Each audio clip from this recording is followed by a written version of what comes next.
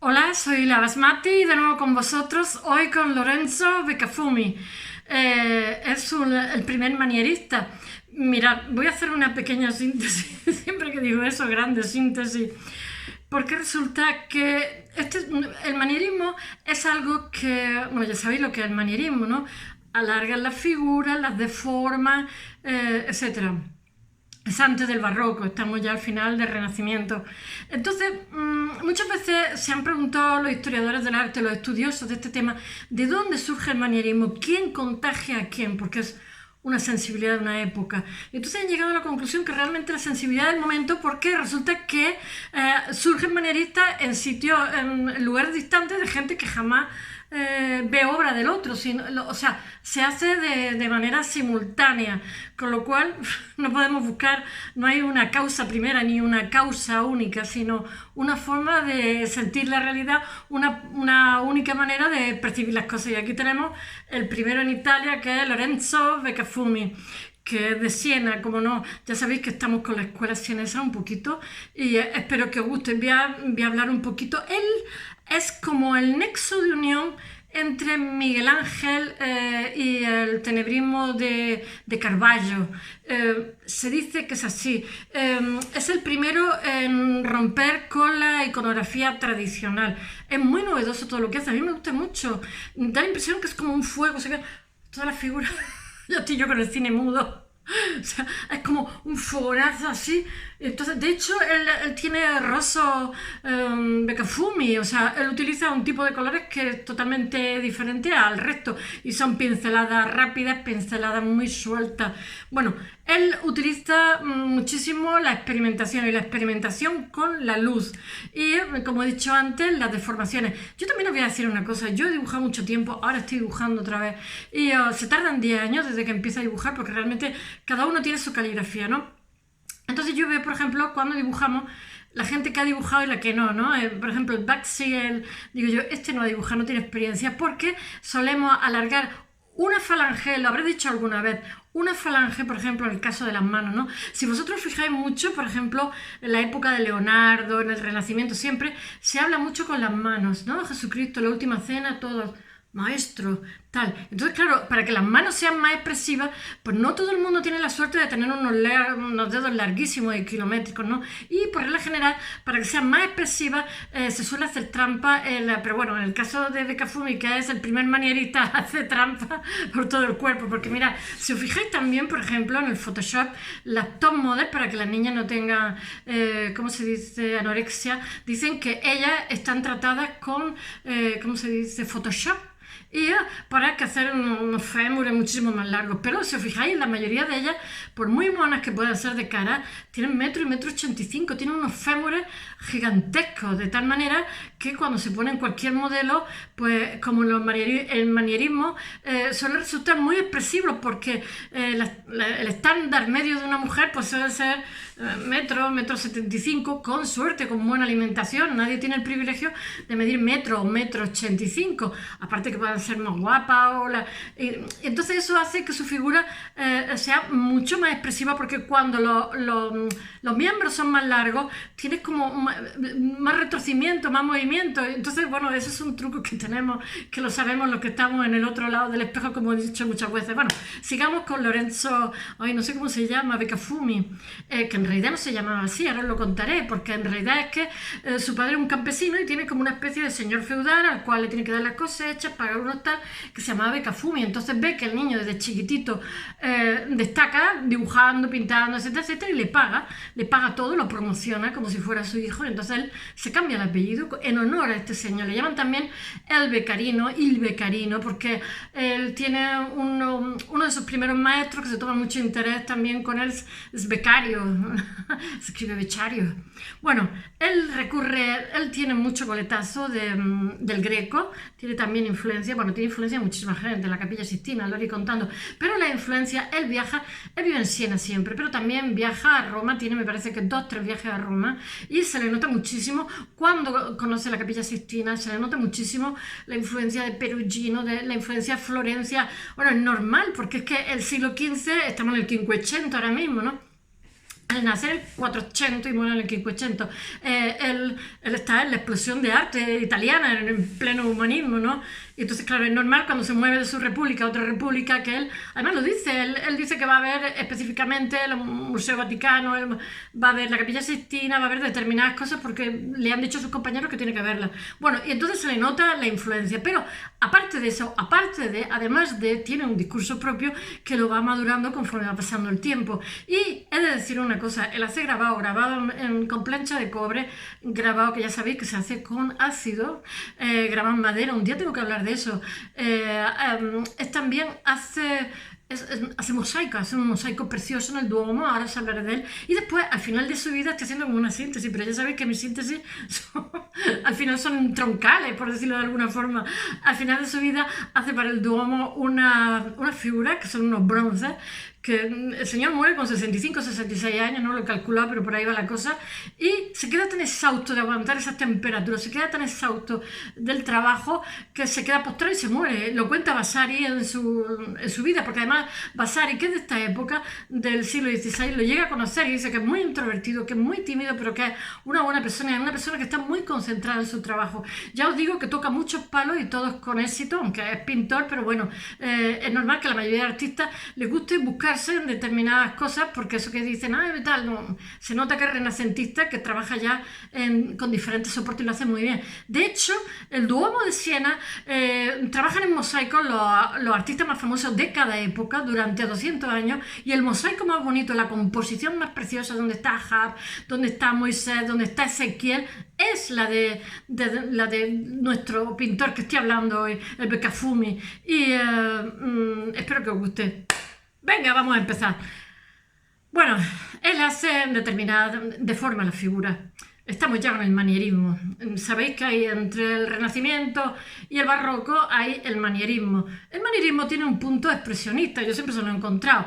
Él utiliza, es un gran experimentador y utiliza las luces, o sea, si veis su obra, hace también frescos, pero sobre todo hace lo que demandaba la época, que eran trípticos, polípticos, frescos, o sea, lo que le decían que hicieran, porque cuando llega un momento que se hace pintor oficial de Siena, o sea, el primo está primo y tutti, como los violines, el primo inter pares, como un príncipe, y entonces, bueno, pues tiene encargo de regambre. Ahora os diré, algunas fechas tengo que mirar y algunos nombres, porque esto tiene una serie que son imprescindibles que os lo diga, es muchísimo más, su obra es muchísimo más grande.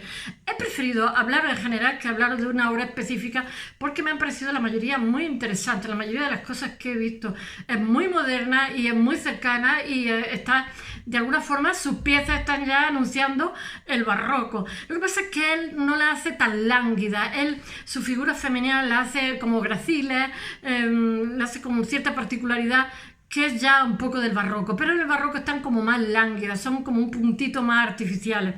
Bueno, vamos allá. Utiliza, como he dicho antes, el rojo Beccafumi, el rosso Beccafumi, que es bastante como incandescente. Él utiliza unos colores fosforitos, nada de sobriedad. El gracil que habla de los rostros femeninos, que lo hace sutiles, que anuncia el barroco, como lo he dicho.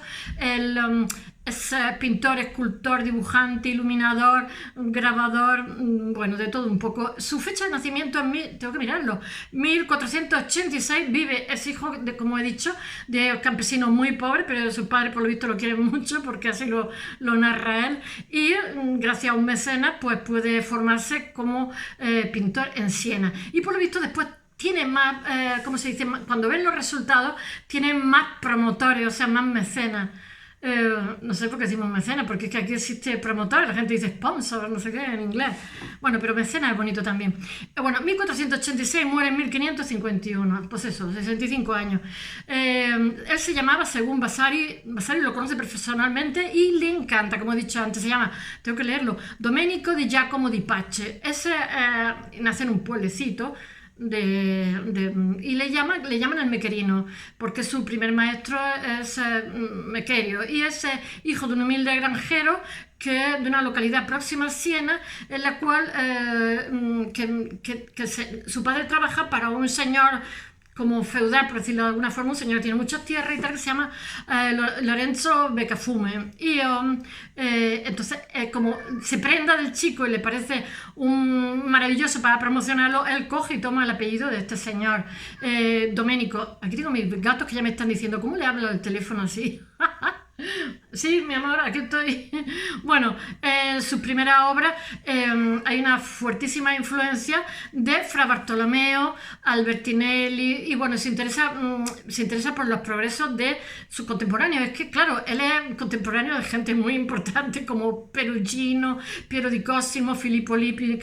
Os tengo que hablar de Perugino, Filippo Lippi, Signorelli, Sodoma. Sodoma va a ser su competidor directo en Siena, es decir, aquí al final al que hacen pintor de Siena es a él.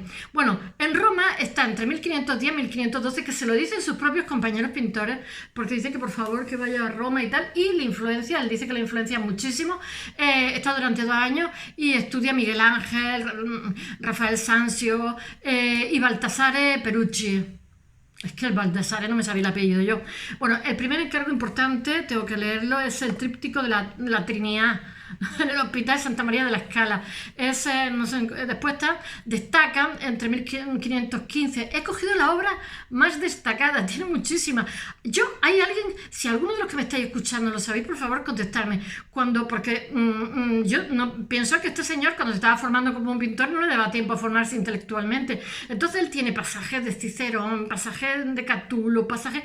Y yo digo, bueno, esto es que el que se lo encargaba le encargaba ese pasaje en concreto, porque no todos son, hay también obra secular, le encargaba cosas en concreto, o es que, digamos, por su cuenta se hizo de una cultura vasta, porque es que al final no lo sé, o sea, yo conozco en cierta manera bien por mi estudio el mundo romano, y yo digo, pero este tío que era un máquina, o que le daba tiempo a formarse intelectualmente, a formarse como pintor, o el que le encargaba le decía, quiero en concreto que me pinte eso. Nunca lo he sabido, bueno, no lo sé, si lo sabéis, me lo decís. Bueno, entre 1515 y 1016 destaca la estigma de Santa Catalina. Mira, los estigmas me dan un miedo que para qué. Entre 1516 y 1517 pinta San Pablo en la catedral del Museo de la Ópera del Duomo de Siena. Él, salvo 2 viajes o 3 viajes que hace a Roma, que está en una estancia mejor de 1 año o 2 años, el resto del tiempo está en Siena y muere en Siena. Bueno, después realiza en 1518, tengo que mirar de vez en cuando la fecha, junto a Sodoma, que es su competencia, que es un buenísimo pintor, que también hablaré de él, y Girolamo, parece que hablo nada más que de italiano y alemán. Sodoma y Girolamo di Pasquia hace el friso para, ¿cómo se llama?, el oratorio de la iglesia de San Bernardo. Después regresa a Siena, salvo un segundo viaje de Roma en 1519, se considera que es su época de madurez. Después está una breve estancia en Roma, pero a partir de 1519 tiene ya un discurso propio total, aunque sigue teniendo influencia de la gente que conoce, etcétera, etcétera. Bueno, ya tiene como esos juegos de luz que parece su obra, parece que hay un incendio, que las figuras tienen ahí una quemazón y unas cosas, y además utiliza como colores muy, muy llamativos, muy, muy rápidos, muy... Bueno, en sus imágenes tiene una composición también muy particular. En su imagen hay, yo qué sé, una composición particular, inestabilidad, emocionabilidad, y su obra es un ejemplo del manierismo que está ya ahí. De hecho, él es el primer manierista. En 1519, como he dicho, se toma como su época de ya madurez, que viaja a Roma de nuevo y profundiza en el estudio de los clásicos del Vaticano. Y bueno, que esta etapa ya es muy manierista, no es un poquito manierista. Y ya también anuncia, como he dicho, el manierista de forma en el cuerpo, hay otra concepción del color, etcétera, etcétera. Y ya está anunciando el barroco, como he dicho antes. Bueno, destaca la obra del Palazzo Público. Palazzo Público era de Siena, es como el ayuntamiento, porque el ayuntamiento siempre era un promotor, un gestor de todas las cosas que se hacían. Bueno, destacan aquí, tengo que leerlo, alegoría de la justicia, decapitación de Cassius en la sala consistorial. Lo que os digo. Ahora llegamos a uno que quizás es lo que más me gusta de todo. Lo que pasa es que no he encontrado información en particular de esto, porque resulta que no encuentro. Mucha de esta obra que os he nombrado no existe ya, porque lo que pasa es que son cosas que se realizan hace 500, 600 años. Bueno, entre 1517 y 1546 pinta 35 mosaicos en el pavimento del Duomo de Siena, que lleva 200 años haciéndole intervenir en ese pavimento a los mejores artistas de la ciudad, pero el suyo es el mejor, con mucha diferencia, y lo hace famosísimo además. Bueno, ¿qué puedo decir ya? Que bueno, allí pinta, como he dicho antes, las figuraciones dedicadas a Elías, Moisés, Allá y Melquiades. Yo Melquiades no sé quién es, pero bueno, no me conozco la Biblia tanto. Después, en 1520, nombrado el pintor de la República de Siena. Él es el encargado cuando viene Carlos V a Siena, porque Carlos Siena como encuentra una especie de entente cordial que después tal con España, que es el imperio de ese momento. Y entonces él es el encargado, le pagan una cantidad de dinero y hace como una especie de arco de triunfo, que después es desmontable, y un caballo mecánico para recibir al emperador que va a Siena a firmar como una especie de, he dicho, como una especie de entente cordial, como no son capitulaciones, pero en fin, como, en fin, acuerdos. Y entonces lo reciben con todo tipo de factos y él es el encargado de la, digamos, de la puesta en escena para cuando venga el emperador. Ya está bueno, para el consistorio, que lo he dicho, bueno, ya llegamos al final de su vida. Cuando se le encargan unos ángeles de bronce, él está ilusionadísimo en ser escultor, lo que pasa es que tiene 66 años, se pega una paliza de muerte y, bueno, se lo encargan en 1548 y muere. Así como lo digo, se pega una paliza. Es que la escultura hay que estar muy fuerte, ¿no? Veréis escultores, o sea, bueno, escultores puede ver lo que quieran, se lo encargan a terceros y en paz, pero hay que estar muy fuerte físicamente para ser escultor, lo digo por experiencia. Y bueno, destacar que él ha sido grabador, yo que sé, que ha trabajado con el cobre, con la madera, con los mosaicos, con la pintura, con el fresco. Y espero que os haya gustado. Hasta mañana, que volvemos al siglo XX.